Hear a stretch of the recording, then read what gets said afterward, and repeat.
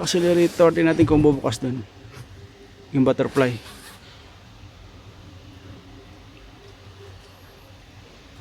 Yan, naka-on. Tatay ko mapabukas yung butterfly. So, open naman. Malinis nga, oh.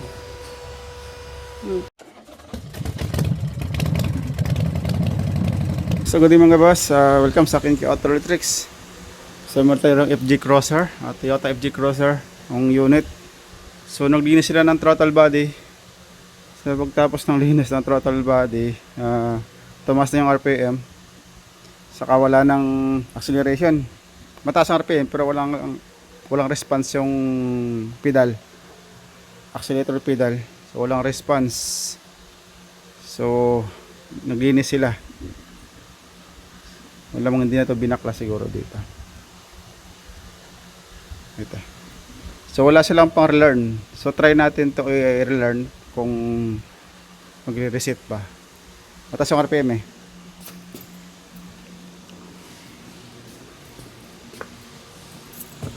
So bali pa anda rin ka para malaman natin na mataas nga ito. Normal 1,000 11. Ito yung ito yung code na lumabas. So ito yung code throttle actuator control system stock open. P2111 total actuator control system stock open.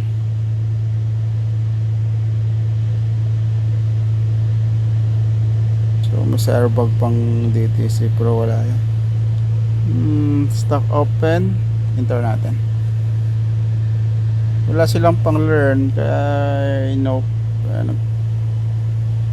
the code. Try natin clear.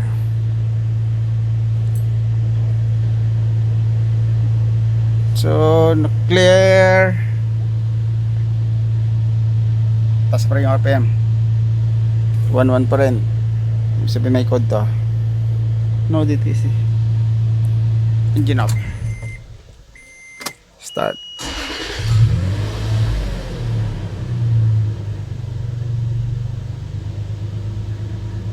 One all code, no DTC, data stream. Turn natin accelerate.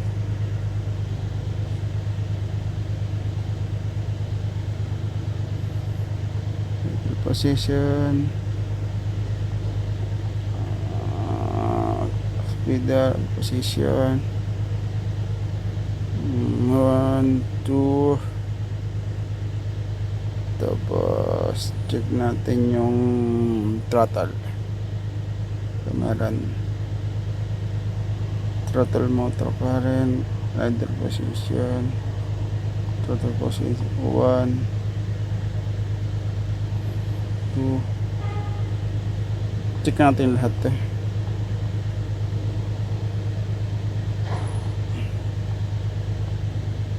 kami makakuha tayong idea rito. Accelerator sensor out number 1.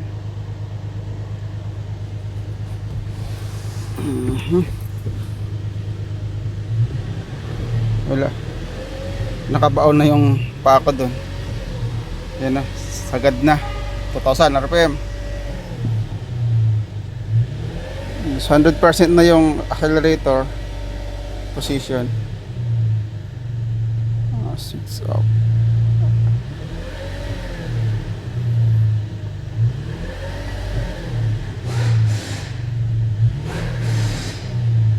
Tapos tayo, engine up.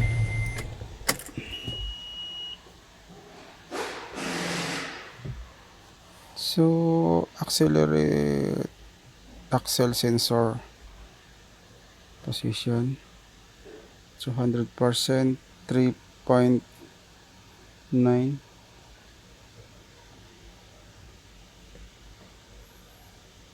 Throttle for close. duty cycle, throttle motor duty, throttle position. Wala, hindi tumutunog yung motor. Throttle motor duty cycle. Ito nagre-response naman.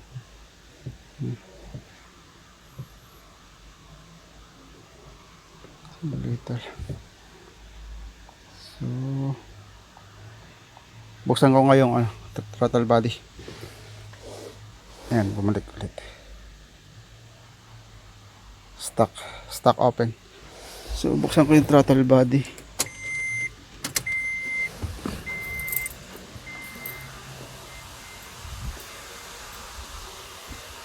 Tanggalin ko muna. Buksan natin. So, ayan.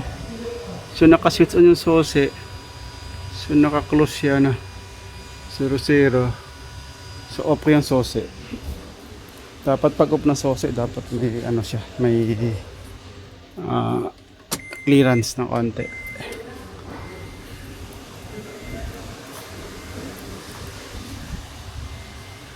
Ganon din, hindi rin gumalaw.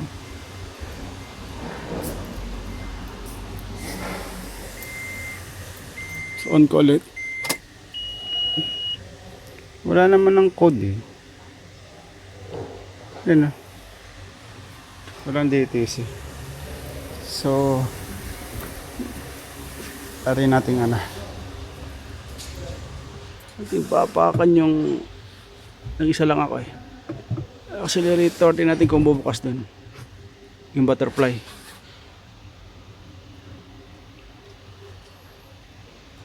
Yan, naka-on. Tantay ko mapabukas yung butterfly. So, open naman. Malinis nga oh. Open naman. Bakit eh? Lang response. Oh. Dumi. So, lagay natin dito. So, tingnan natin ulit. Kung nag-close. Naka-close naman. Ano nangyari? Nga. Tingnan natin.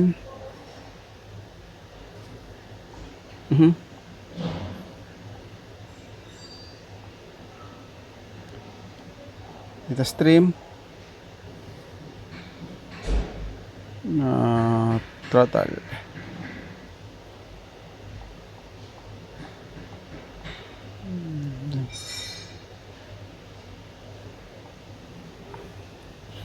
Select all.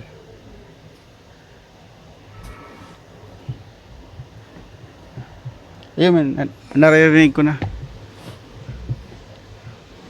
Malapit ka na.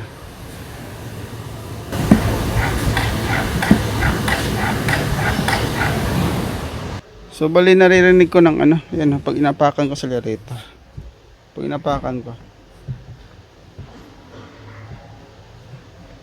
Yan na, naririnig ko na nagre-response yung motor. So dito tingnan natin dito. So ayan. Throttle motor duty close, throttle yan na. Motor open. So sa open, patay ko ang ilaw para hindi masulo. So 23 sa close, open. So yun na, mag-respond. Position, throttle position 82, command forwards 0,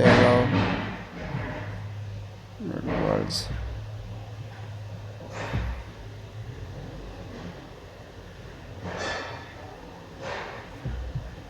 Try ko na siyang i-reset.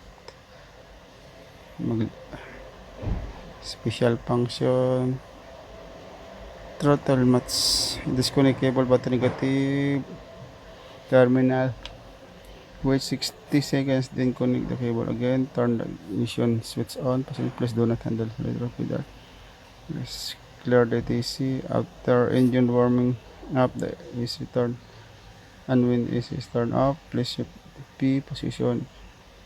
Start engine, check. Walang ano. So manual ano siya, manual reset. So 1 minute na naka-disconnect. Okay. So balik ko na lang to. Gumagana naman yung motor.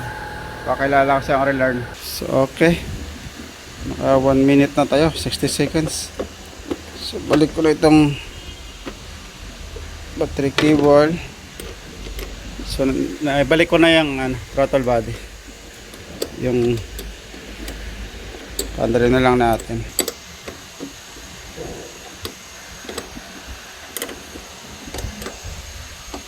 Linis pa ng cover.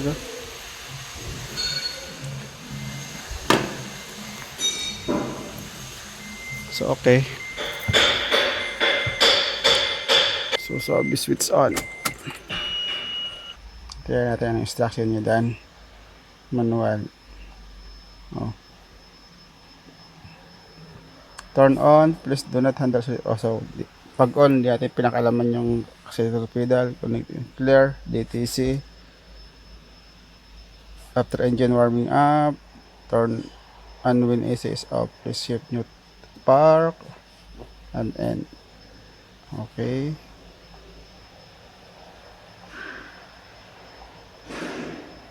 Clear DTC. So start engine. Start engine. Ano sabi? Naka-turn off yung AC natin. And then shift lever to park. So naka-park.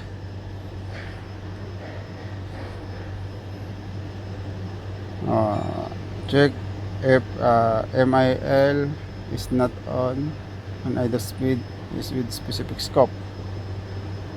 Connect yung ito sa enter engine system data stream and check accelerator sensor position. Depress the pedal to floor and check the throttle opening is above 60%.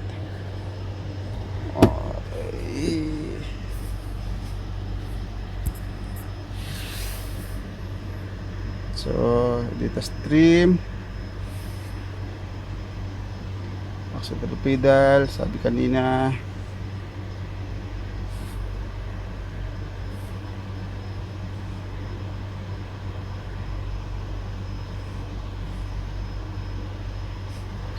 %. So check natin, depress natin. Okay, hindi nga, may gate na 60% yun. Yung galit na galit eh.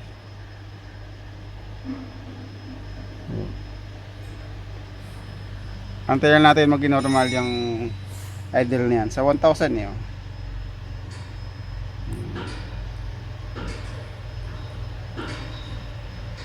Pero naka-airbag kasi sila ata ito sa buckle up ng driver side. Antayin na mag-normal. 600 data or 700 or 800. Yan. So may response naman yung accelerator pedal. Ito nga tayo. So manibela tayo.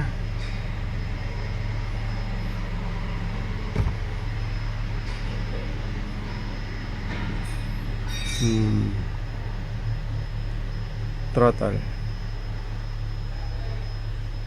select all.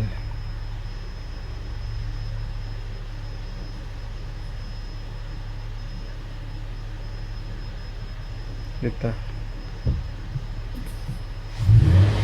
Okay.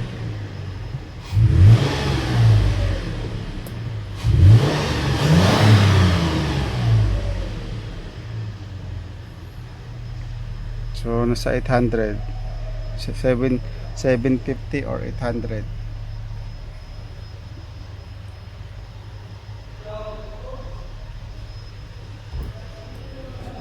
So aircon.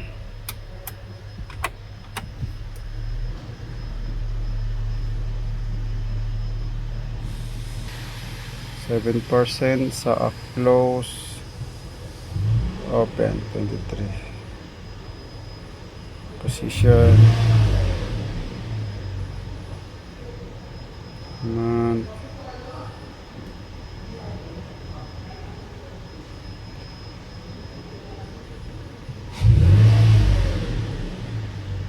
so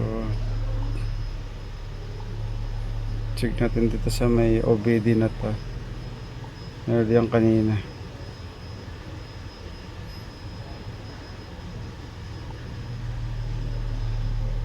Rainfall code. So wala. Sayang ko lang siya munang naka-idle na ganito. Tapos tingnan natin kung hindi magbabago. Update ko kayo mamaya pag bumalik. Pag hindi, walang update. Okay na siguro to.